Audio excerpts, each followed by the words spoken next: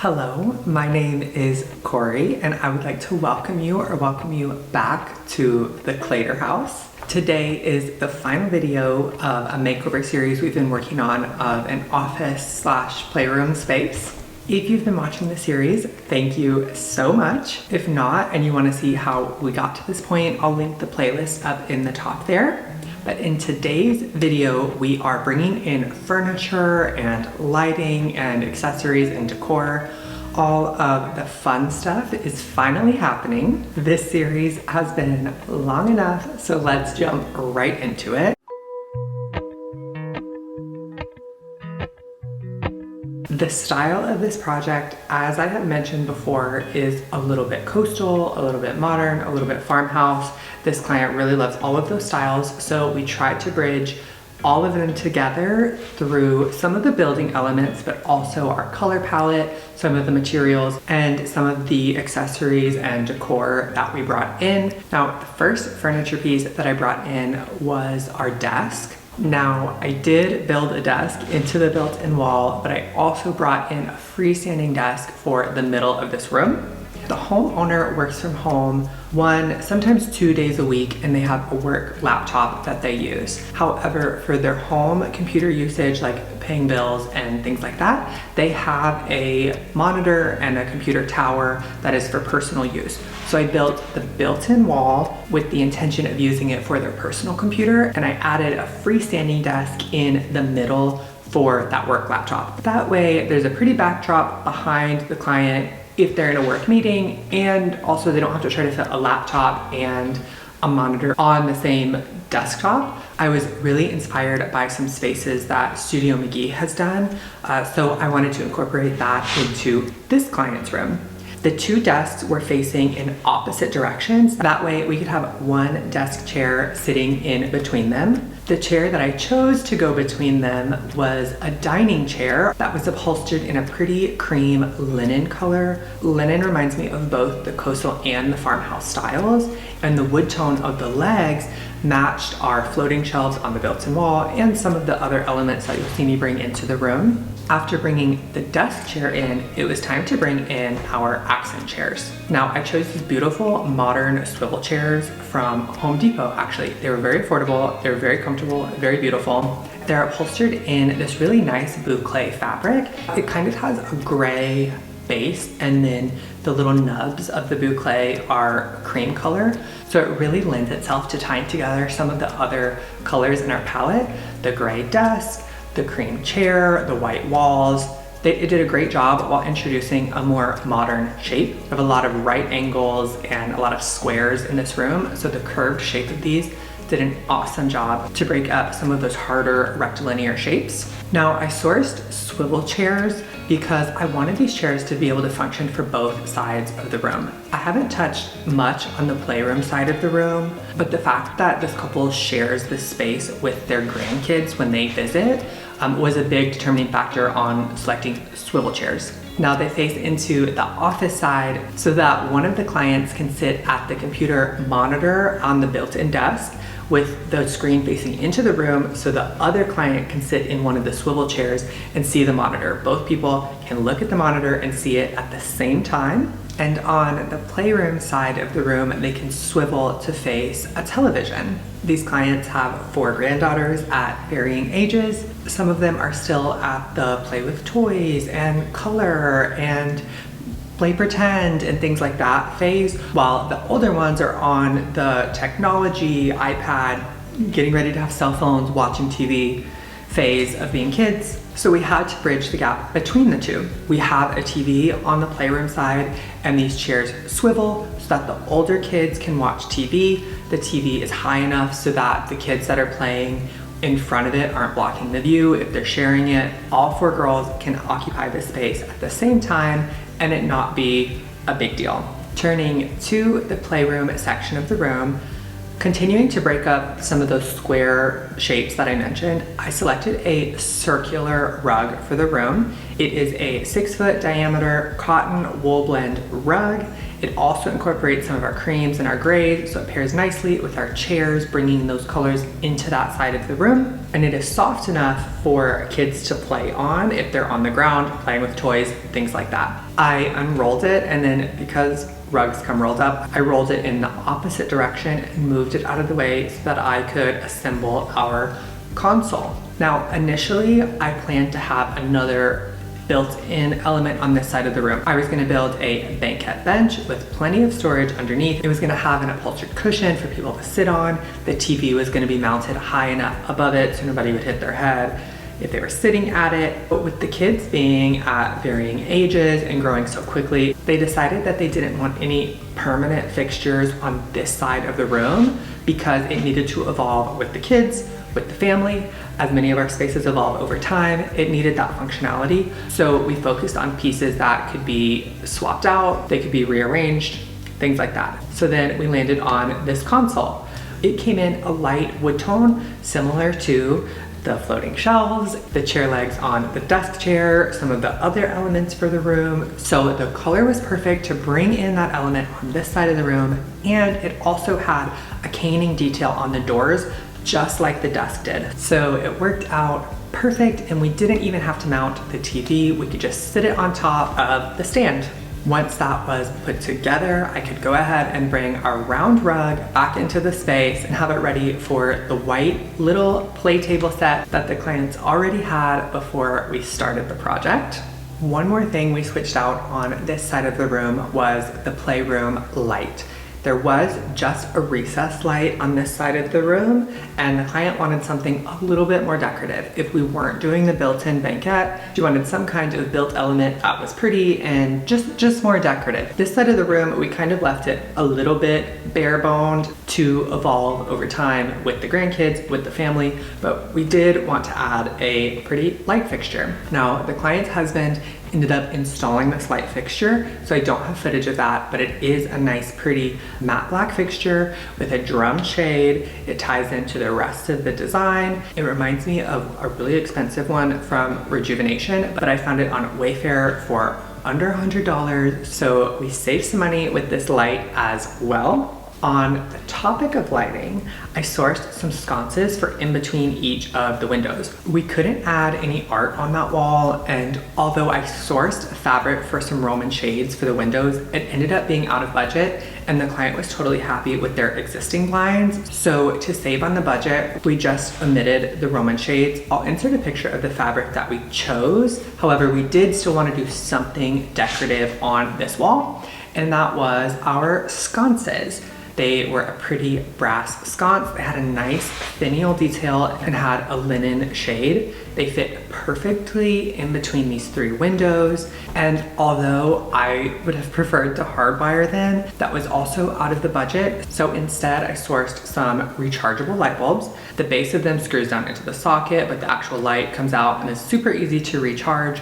They have several different light settings, so it was also fun for the grandkids when they're in there. If they want to change the lights, they can certainly do that. But in the evenings when the client's working from home and they need a little bit of light, they did emit a nice, warm, ambient light so they could have the big light off for a nice, relaxed vibe in the evening if they wanted. Above the desk on the opposite side of the room, I also sourced a new ceiling fan. Because the client also installed this light fixture. I don't have footage of that, but I do have footage of me unboxing it and discussing it a little bit. Okay, our ceiling fan has come in. It's just one from Home Depot. It's just matte black to match our cabinet hardware. Yes, I'm using a crowbar to open it. I know the blades are dual-sided, like one side is matte black and the other side is like a dark walnut. And we're just gonna keep the dark walnut side facing the ceiling the whole time and not worried about it. Cute. I say cute, like I've seen anything. There's like not, just the fan blades. Oh, it's not a dark blonde. Oh, I actually like this color. It's more of a blonde-ish, not blonde, a grayish. It's cute, I like this. If you see it, I'm not mad about it. But then you do have the matte black side as well, which is the side that we will be using. This is the globe for the light, a nice frosted moment, nice and simple, which is what we wanted. Pretty. That's not the right side, that's the top. But anyway, okay, yeah, this is it. The one that's in there now is like a builder grade situation with like the boob light on the bottom and the fan on top. So this is just a little more modern, a little bit lower profile, so it doesn't make as much of a statement. We want it to kind of blend in and not stand out as much as the current fan does. Plus the current one just doesn't work in with the style of the design. Now it took a while for the rug for the office section of the room to come in. So I don't have footage of me unrolling that as it was not there as I was installing the rest of the furniture.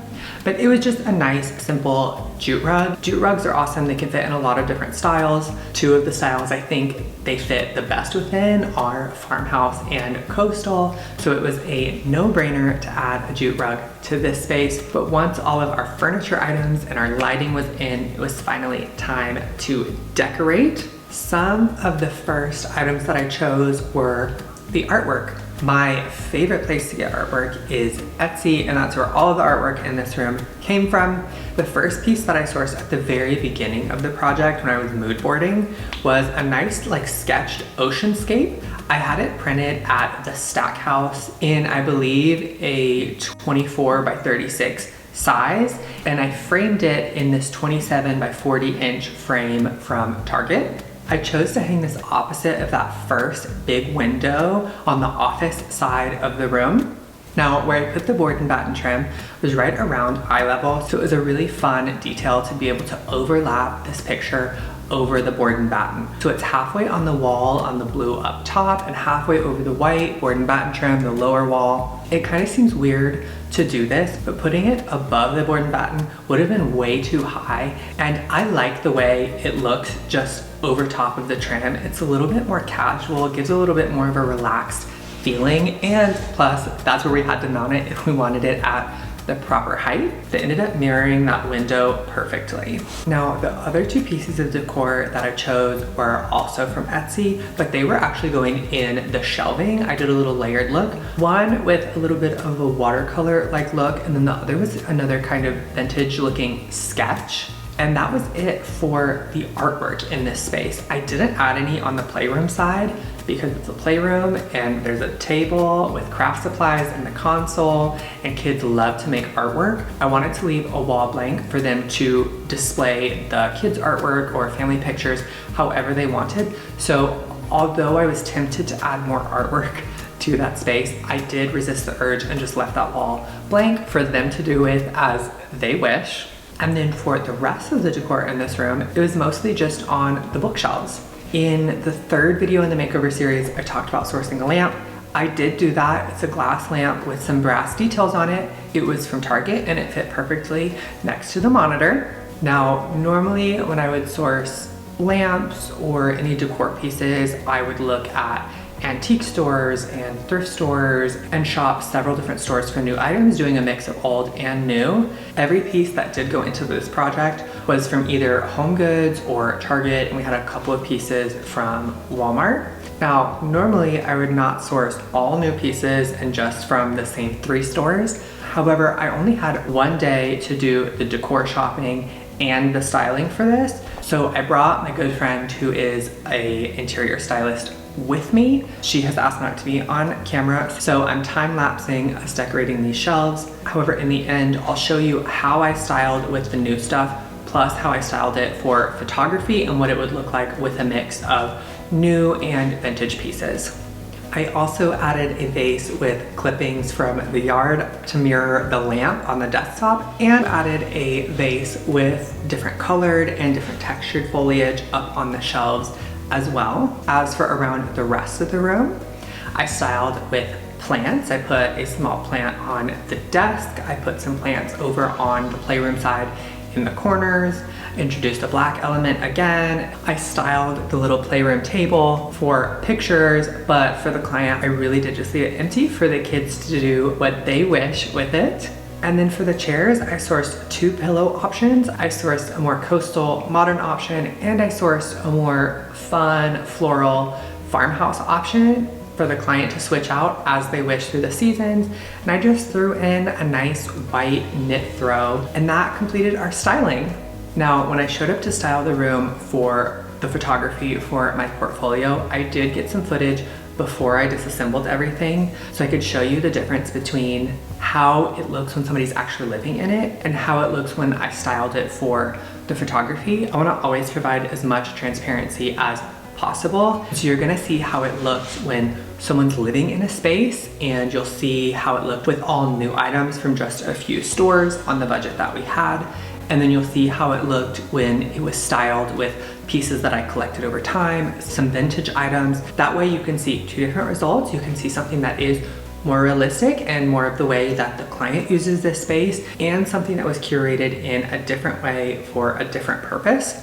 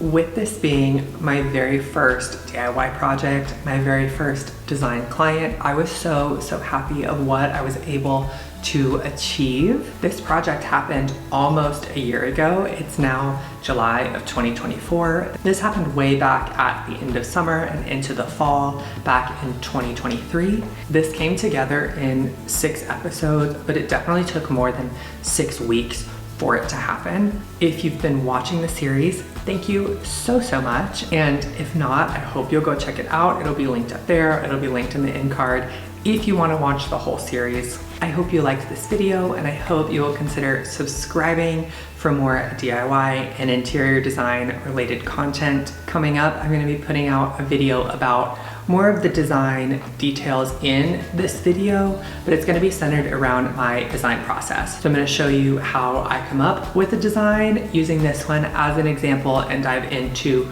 some more of the design details for anybody who may be curious about anything. So if you have any questions, please leave them in the comments below, and I'll try to cover them all when I make that detailed design process video. Until then, I am wishing you all my best.